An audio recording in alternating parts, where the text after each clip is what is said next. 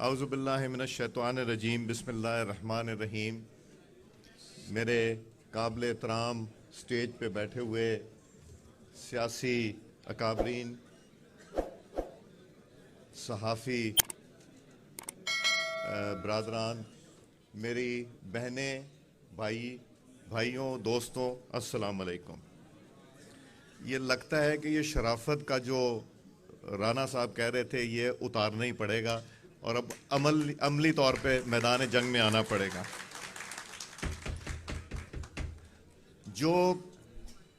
आज जो बरसी हमने साद रफ़ीक साहब ने रखी है अपने वालिद साहब के हवाले से, जिसमें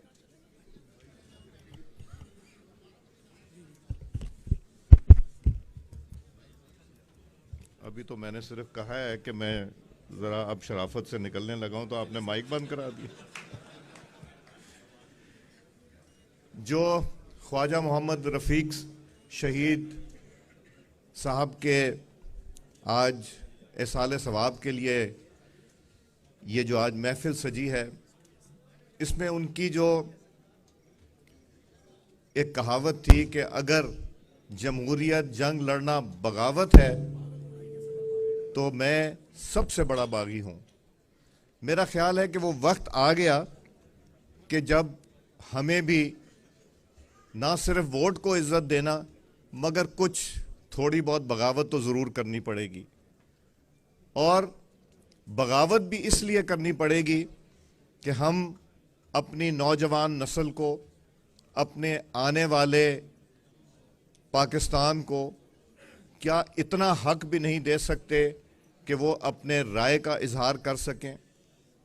अफसोस से कहना पड़ता है कि सियासत में जो पैसा आ गया उसमें पॉलिटिकल वर्कर की गुंजाइश कम से कम होनी शुरू हो गई। हमें कुछ सिस्टम को भी तब्दील करना पड़ेगा। जिस तरह ख्वाजा साद रफ़ीक साहब ने कहा कि अपनी जमातों को भी तब्दील करना पड़ेगा, मगर ऐसे सिस्टम को लाना पड़ेगा जिसमें जो दिन रात मेहनत करता है पॉलिटिकल वर्कर, मगर उसके पास इतने वसाइल नहीं होते कि वो काउंसलर, चेयरमैन, एमपी और एमएनए का इलेक्शन लड़ सके, कि उसके लिए रास्ता बने। अगर वो नहीं बनेगा तो फिर जो मुशर्रफ साहब ने बुनियाद 2002 में रखी थी कि इलेक्शन फिर पैसे वाले का है और जो पैसा लगाता है वो फिर कुछ तो सोचता होगा कि ये पैसा वापस कैसे लाना है। ये रवायत किसी तरह ख़त्म होनी चाहिए, तभी जमहूरियत बढ़ सकती है।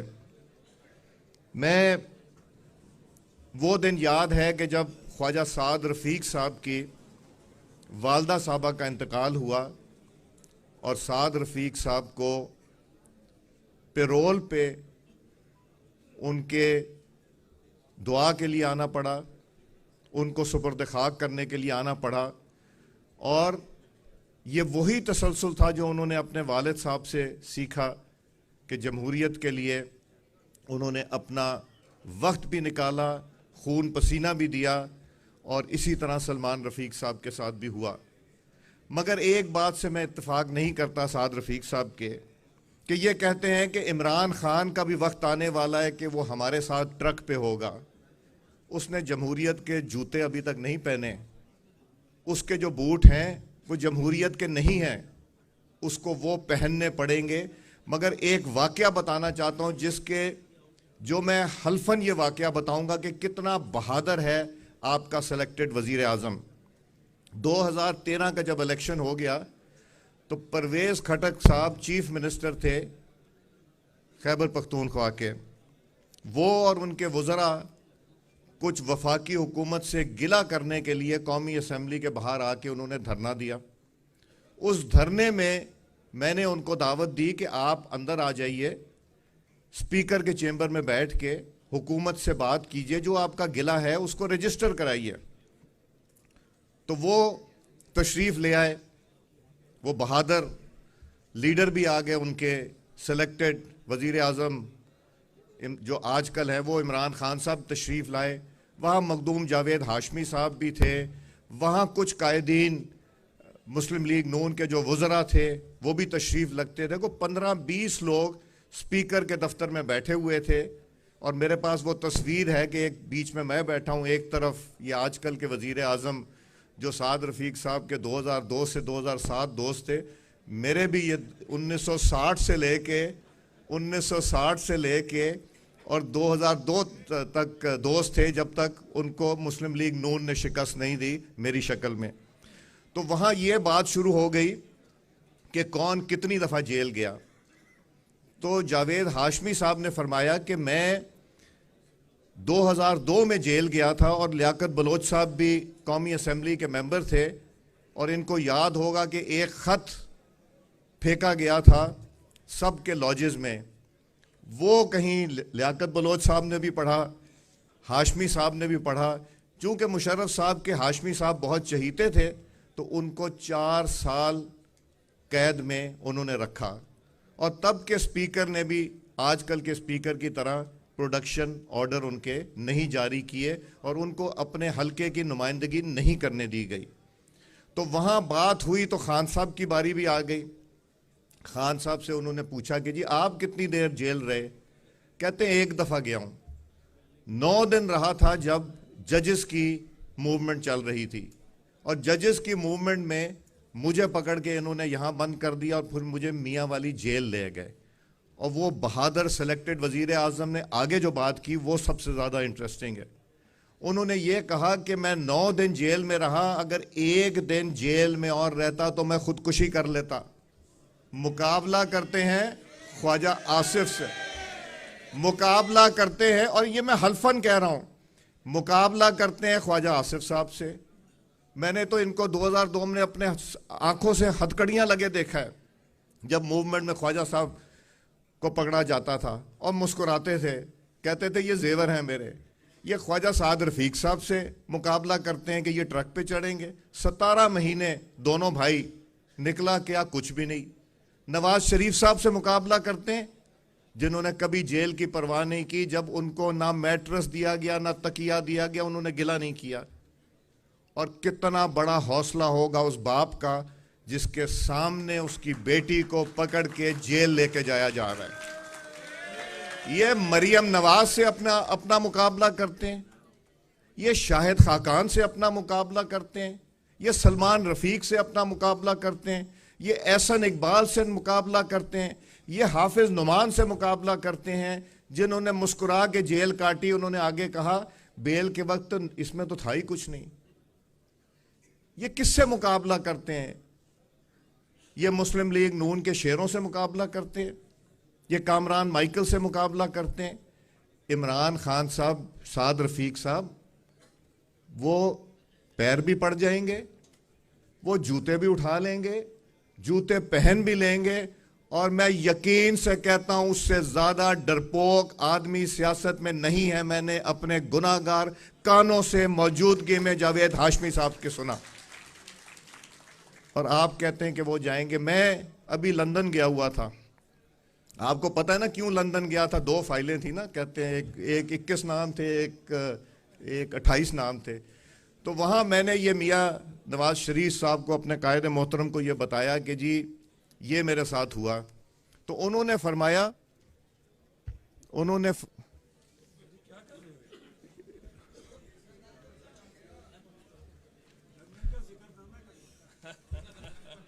ये लंदन के जिक्र से घबराहट होती जी। तो मियाँ नवाज शरीफ ने समझाया कि, बताया मुझे कि जब वो कोट लखपत जेल में थे तो डिप्टी सुपरिटेंडेंट ने उन्हें बताया कि जी कुछ दिन सेलेक्टेड प्राइम मिनिस्टर को यहाँ भी रखा गया था। तो उन्होंने, मियाँ नवाज शरीफ साहब ने बताया कि डिप्टी सुपरिटेंडेंट साहब फरमाते हैं कि उनको पहले कोट लखपत जेल लाया गया था और यहाँ से उनको लेके जाना था।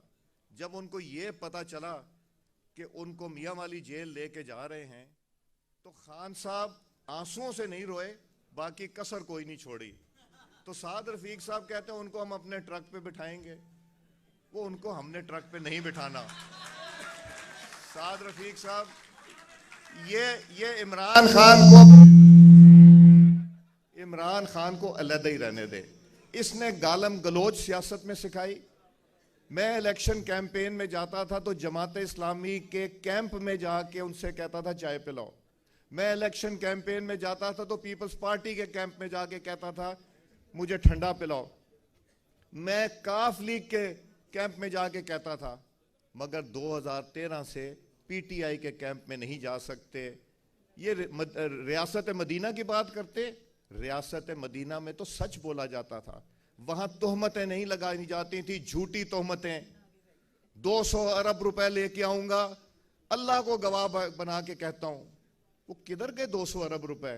को 2 अरब रुपए दिखा दो, डॉलर को छोड़ो, 2 अरब रुपए तो दिखा दो कि तुमने किसी से रिकवर किए। झूठे इल्जामात के अलावा कुछ नहीं। और जो अब शिकस्त हुई है केपी में, इसकी भी मिसाल इंशाअल्लाह आने वाले बल्दियात में पंजाब इनको जवाब देगा जब पंजाब में होगा। ये सिर्फ महंगाई नहीं, जो रोमांस था लोगों को, ये यूथियों को इमरान खान से, उन्हें समझ आ गई कि सिवाय झूठ फरेब, देखें कि इन्होंने किस किस को बेवकूफ बना दिया। इन्होंने जूतों तक को, बूटों को भी बेवकूफ बना दिया।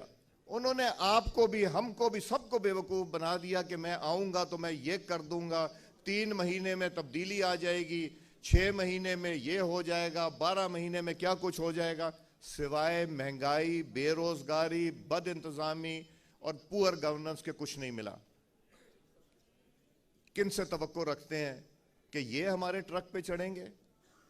इनके ट्रक के टायर पंक्चर होंगे, इनके ट्रक के टायर पंक्चर होंगे। और आपके सामने जो लोगों से जुल्म करता है नाजायज, उसको अल्लाह ताला की भी पकड़ होती है। और ये जो आजकल ऑडियो और वीडियो लीक्स हो रही हैं, ये सब अल्लाह ताला की तरफ से पकड़ हो रही है उन लोगों की जिन्होंने नवाज शरीफ और मुस्लिम लीग नून के दोस्तों के ऊपर ये तकालीफ दी। मैं लंदन जब पहुंचा तो किसी ने कहा मियां साहब ने लिफ्ट ही नहीं कराई। मियां साहब छोटे से छोटे वर्कर से लेके बड़े से बड़े सीनियर वर्कर को लिफ्ट कराते हैं। कभी वो खुद अपनी प्लेट में नहीं डालते जब तक अपने मेहमान की प्लेट में ना डालें। ये जो लोग ये बात कहते हैं कि लिफ्ट नहीं कराते, ये नवाज शरीफ की किताब में लिफ्ट नहीं। ये वो नहीं कि शेरू भी साथ बैठा है, बिस्कुट एक शेरू को और दूसरा आने वाले मेहमान को, ये वो शख्स नहीं है। नवाज शरीफ एक मुख्तलिफ इंसान है। मैं वहाँ लंदन पहुँचा, 48 घंटे का क्वारंटीन किया, अगले दिन टेस्ट कराया, उससे अगले दिन रिज़ल्ट आया। जब मियाँ साहब से मुलाकात हुई, दोस्त बैठे थे, फिर को घंटा 1.5 घंटा इसहाक डार साहब, जिनकी आज सब याद करते हैं, आजकल तो इसहाक डार साहब का जिक्र खैर होता है, और मियाँ साहब से मिलने का मुझे शर्फ हासिल हुआ। बहुत गुफ्तगू हुई, बहुत बातें हुई, बताऊंगा नहीं बिल्कुल, वो करने दें इनको कि कौन सी लिस्ट लेके गया था, कौन सी नहीं, मगर हर चीज़ पे बात हुई है। अब किस पे कितनी हुई ये इनको सोचने दें, मगर ये है कि घबराहट ज़रूर है। और मैं अगले महीने फिर जाऊंगा, अगर मैं ना जा सका तो कहेंगे लिस्ट तैयार नहीं हुई, अगर मैं चला गया तो कहेंगे कुछ होने वाला है। करने वाला तो अल्लाह ताला की ज़ात है। मियां मोहम्मद नवाज शरीफ साहब ने अपने सारे फैसले अल्लाह ताला की अदालत पे भेज दिए, और अल्लाह ताला से हमेशा इंसाफ मिलता है। और ये भी बता दूं, जल्द मिलने वाला है, कोई दूर नहीं है। मैं मिल के आया, मेरा ख्याल है मेरी मुस्कुराहट आपको बताती है कि हालात क्या है। मेरा मुंह लटका हुआ नहीं है।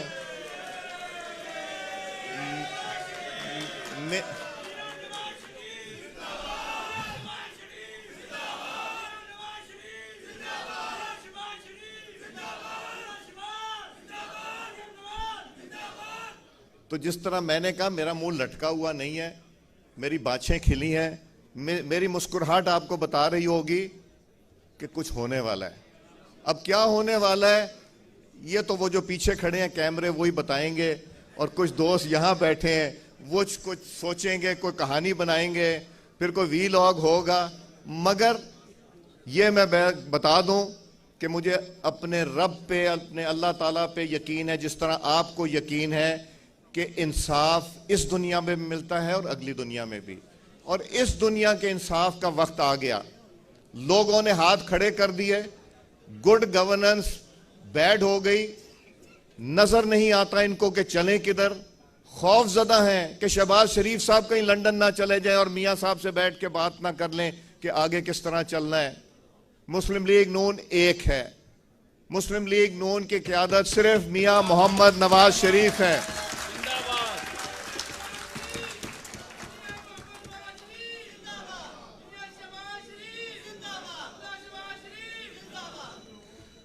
मैं तो मियां साहब से यह कह रहा था, मियां साहब मैं जा रहा हूं कुछ दिनों में, आप मेरे साथ ही चलें। दिल तो चाहता है आपको साथ ही लेके जाएं, मगर इंशाअल्लाह अल्लाह ताला के घर उम्मीद है, उम्मीद भी है और बहुत कुछ है, यकीन भी है। तो इंशाअल्लाह अनकरीब मियां साहब भी वापस आएंगे और पाकिस्तान देखें, जो भी लेके आए, जिस तरह भी लेके आए खान साहब को, अब उन्हें भी सोचना चाहिए कि इनको रखना पाकिस्तान को तबाही की तरफ ले जाना है। जिस इंसान को यह नहीं पता कि वो कहते हैं कि मुझे टेलीविजन से पता चला कि डॉलर की कीमत क्या हो गई, जिस इंसान को यह नहीं पता, वो कहते हैं कि जी बारिशें कम हुई तो गंदम की फसल कम हो गई, जब ज्यादा हुई थी तब भी गंदम खत्म, जब कम है गंदम तो तब भी इनको गिला। सो हमें जितने दिन गुजरेंगे, जितने दिन इमरान खान की हुकूमत रहेगी, पाकिस्तान को खतरा है। और पाकिस्तान जितनी तेजी से खुदा नीचे जा रहा है, अल्लाह ताला से दुआ है, इल्तिजा है कि इसको उस हद तक ना जाने दें जहां वापस लाना मुश्किल हो जाएगा।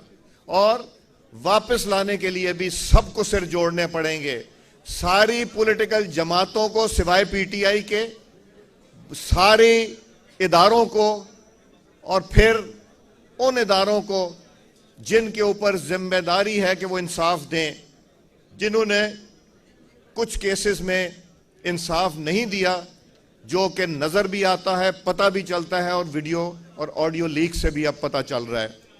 सो मेरा ख्याल है कि बाकी कायदीन भी तशरीफ रखते हैं, और मैं कोशिश करूंगा कि 20 तारीख को फिर से लंदन चला जाऊं, अगर आप लोग इजाजत देंगे।